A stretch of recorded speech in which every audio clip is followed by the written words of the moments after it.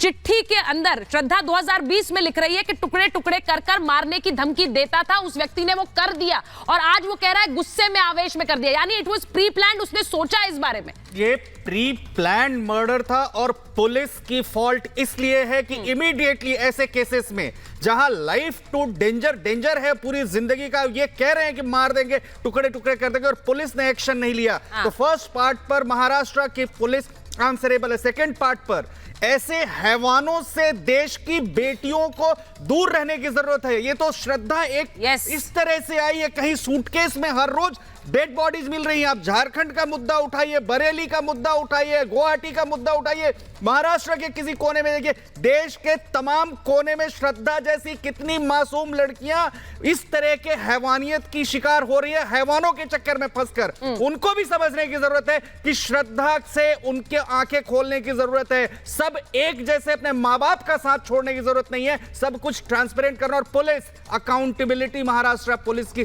बनती है। 2020 में अगर एक्शन लेते तो शायद आज श्रद्धा हमारे बीच में होती। बिल्कुल अश्विनी जी, जो बात आप कह रहे हैं कि अगर 2020 में एक्शन लेते, मैं उस पर जरूर आऊंगी क्योंकि संजय जी भी हैं, ममता जी भी हैं, मैं उनसे पूछूंगी क्योंकि हम किसी भी लड़की को खो नहीं सकते। आज कम से कम श्रद्धा के केस से बहुत सी चीजें ऐसी सामने आई हैं। निशा जी मुझे बताइए अर्ली साइंस क्या होते हैं, जो बच्चियां इसे देख रही हैं या फिर जो घर के लोग देख रहे हैं, उनकी बहन, उनकी बेटियां, उनकी दोस्त, उनकी फ्रेंड्स, उनके साथ क्या हो रहा है जिसके लिए एक रेड फ्लैग होना चाहिए कि ये नहीं होना चाहिए रिश्ते में। देखिए, सबसे पहले जैसे ये चिट्ठी की बात कर रही है जिसमें उसने जिक्र किया है कि वो अपने मुंह से कबूल कर रहा है कि उसने मुझे ये धमकी दी है, चाहे वो गुस्से में दी है, तो ये एक बहुत बड़ा साइन है। आप पहले किसी के बारे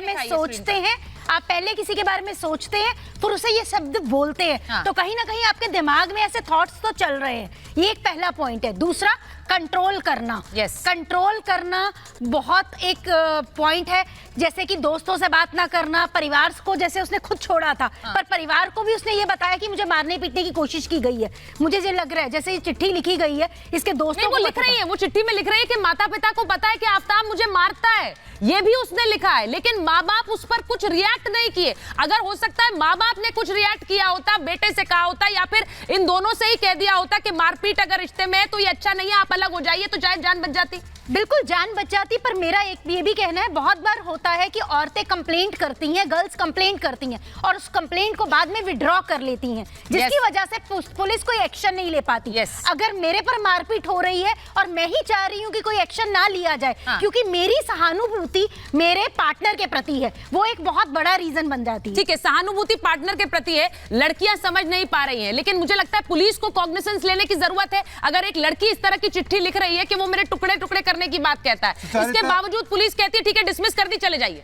सुचरिता, अब ये चिट्ठी नहीं है, it amounts to dying declaration of लड़की। बहुत बड़ी बात कह रहे हैं आप। और उससे बड़ी बात यह है कि इसकी कंप्लेंट पर, यह चिट्ठी नहीं है, एक कंप्लेंट है, इसकी कंप्लेंट पर prime FSI offence under section 307 attempt to murder, threat to life 506 IPC का मुकदमा पहले दिन रजिस्टर होना चाहिए था। 26 दिन तक पुलिस का वेट करने का मतलब था कि वो किसी चीज के इंतजार में थे। जो टाइम लैप्स हुआ उसके ऊपर जो प्रेशर पड़ा, उसने लिखा है चिट्ठी में कि उसके घर वालों को इस बातों का पता है कि उसे मारा पीटा जाता है, तो किस तरह के दबाव उसको अपनी कंप्लेंट वापस लेने के लिए लिए गए होंगे। यदि पहले दिन ये एफआईआर दर्ज हो जाती तो, और ये आज मैं बता रहा हूं आपके चैनल पर, ये इसके गले की हड्डी फांस बन जाएगी आफ्ताब के लिए, क्योंकि ये एक डिक्लेरेशन है कि मेरे साथ ये बर्ताव होता रहा है, मेरे साथ ब्रूजेस उसके दिखाया गया, उसके चोट के निशान दिए, बहुत बड़ी बात ये उसके गले की फांस बनेगी, इसका निकलना मुश्किल हो जाएगा।